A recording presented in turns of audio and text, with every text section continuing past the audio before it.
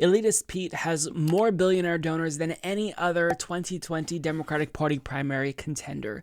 And to make matters worse and to make himself look better, he has attacked individuals running in 2020 who relied disproportionately on small grassroots donors.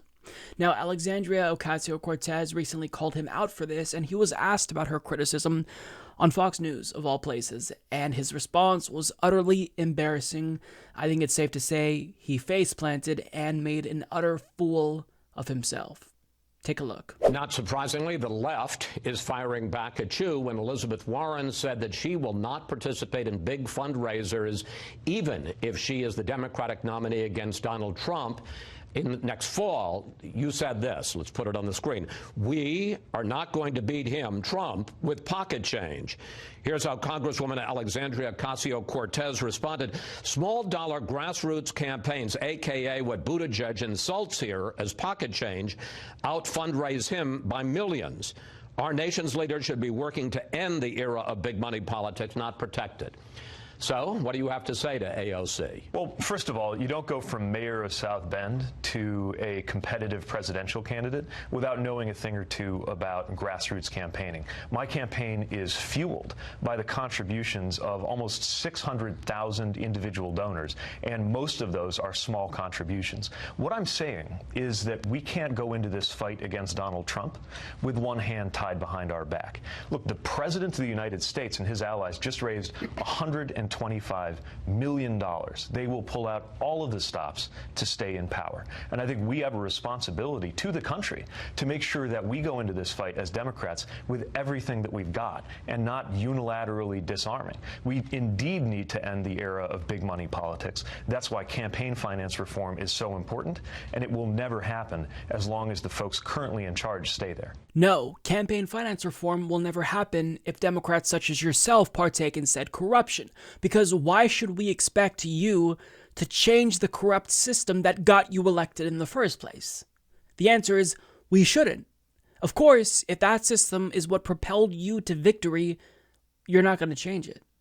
We'd be idiots to believe otherwise. Now, to AOC's point, she's absolutely correct that, Pete Buttigieg is getting beat by people who rely on grassroots fundraising. Elizabeth Warren and Bernie Sanders are outraising him pretty substantially. Now, Elizabeth Warren has said that she will be doing private fundraisers for the DNC in the general.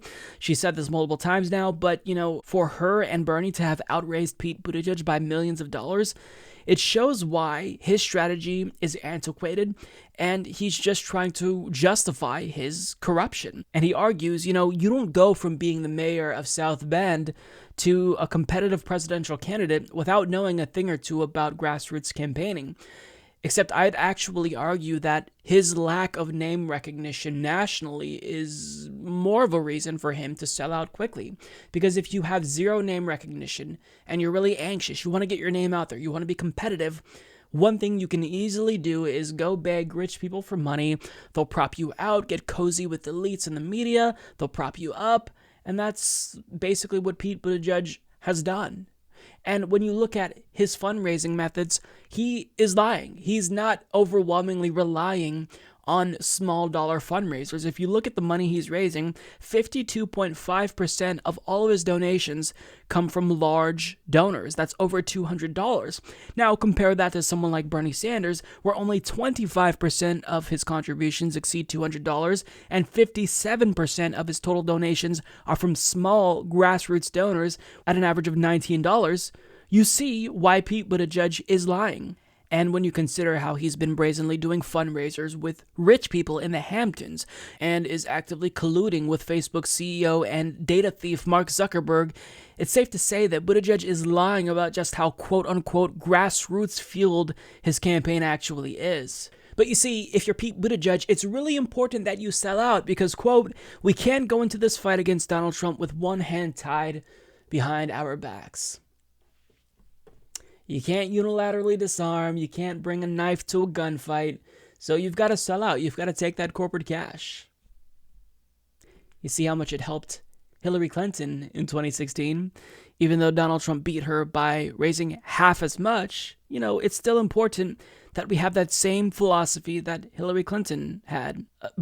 Except, of course, that is quite literally a failed strategy. But I mean, I'm sure that this time a different elitist technocrat is going to do better than Hillary Clinton. I mean, Pete Buttigieg is so out of touch. It's why I think that the best nickname for him is Elitist Pete. He's not running because he cares about policy.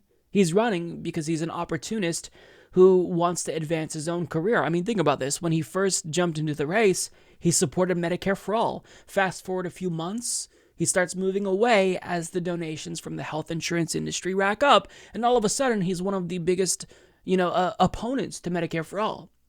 He's a fraud. He is a fraud. And I have no doubt in my mind that if he were the nominee, he would lose to Donald Trump, because voters see through this. They see through these types of focus group driven, poll-minded politicians who are full of shit, who aren't looking out for them, who are only looking out for their own career to only get elected and then sell out everyone who helped them get elected. Look, Pete Buttigieg is one of the worst. It's a competition between him and Joe Biden for who's the worst 2020 contender. He's atrocious. He's got to be defeated. He's a bad person. And anyone who takes him seriously, we have to educate them. Because Pete Buttigieg is not to be trusted. Pete Buttigieg would be a disaster against Donald Trump because he would get his ass beat, because an elitist isn't going to fly in an anti-establishment era. I'm sorry. I don't care how many languages he speaks. I don't care how many Ivy League schools he attended. An elitist will lose. Period.